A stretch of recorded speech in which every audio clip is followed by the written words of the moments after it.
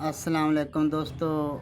अज V8 Cygnus गड्डी 4 model उनके बारे दसना है। तो दसना उनके बारे ये है किहड़ा सेंसर खराब होवे तो किहड़े काम गड्डी करती है। अज ये दसना है। जे अगर गड्डी पेट्रोल ज़्यादा पीवन लग पवे डीजल, अगर गड्डी डीजल ज़्यादा पीवन लग पवे या गड्डी दी पिक ना होवे, पहले भी इनके तो वीडियो बनाई है कि पहले सेंसर दसन उन्होंने भी तलक इस नाल बड़ा ज़रूरी है। तो कि हुण दसदे पे इन्हों का भी पिक नाल पेट्रोल नाल तलक बहुत ज़्यादा। अगर इन्हें चो एक भी खराब होवे तो गड्डी किहड़ी है पेट्रोल की एवरेज उत्ते थले कर जाती, डीजल ज़्यादा पीवन लग पाउंदी।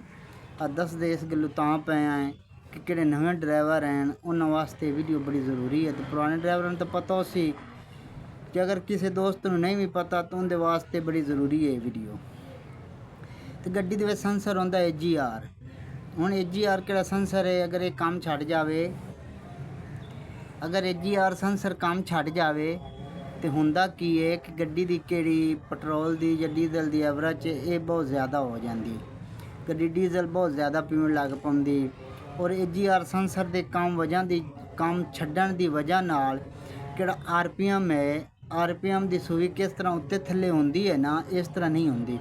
हुण RPM की सूवी की करती है या कि स्पीड वाली सूवी होंदी वो की करती, जो मसलन आप 100 की स्पीड ते जा रहे हैं, 100 की स्पीड ते मुसलसल गड्डी जा रही है तो हुंदा की है कि अचानक गड्डी कि मीटर दे सूवियां ने स्पीड वाली RPM वाली बिल्कुल छड्ड देंदी, बिल्कुल जीरो ते आ जांदियां।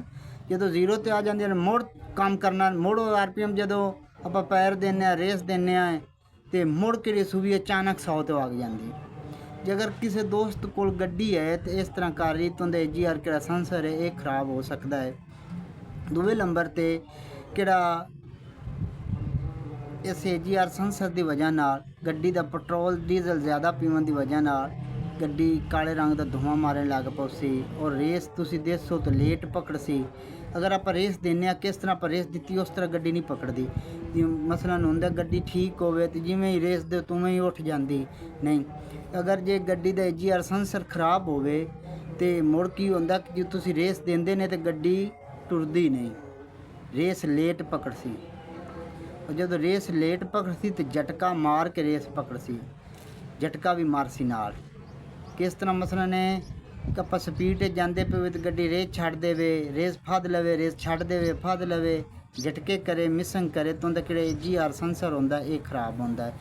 जे अगर गड्डी का कि टोटल सेंसर होंदा है, हुण कि टोटल सेंसर होंदा है, अगर ये खराब हो जाए तो मुड़ की नुकसान वेखण नूं आपां नूं मिलदे ने। अगर टोटल सेंसर खराब होवे तो गड्डी दे विच चैक इंजन लाइट बार बार शो होसी।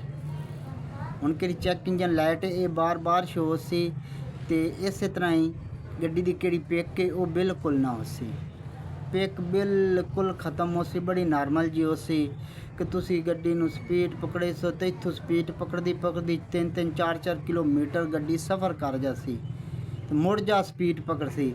अगर टोटल सेंसर खराब हो तो ये नुकसान वेखण नूं मिलदे ने। तो टोटल सेंसर खराब होने की वजह नाल काफ़ी सारे ऐसे काम हैं कि गड्डी दे खराब होने लग पाते। अगर आप सही ना कराइए तो जिस तरह इंजन के उत्ते हैवी एक प्रैशर पै जाता, लोड पै जाता है, इंजन का प्रैशर किहड़ा ये खराब हो जाता है और इंजन की पिक खराब हो जाती। आप रेसां देने गड्डी स्पीड नहीं पकड़ती तो किहड़ा टोटल सेंसर ये आपां नूं खुलवा के लाजमी चैक कराना चाहिए। इस तरह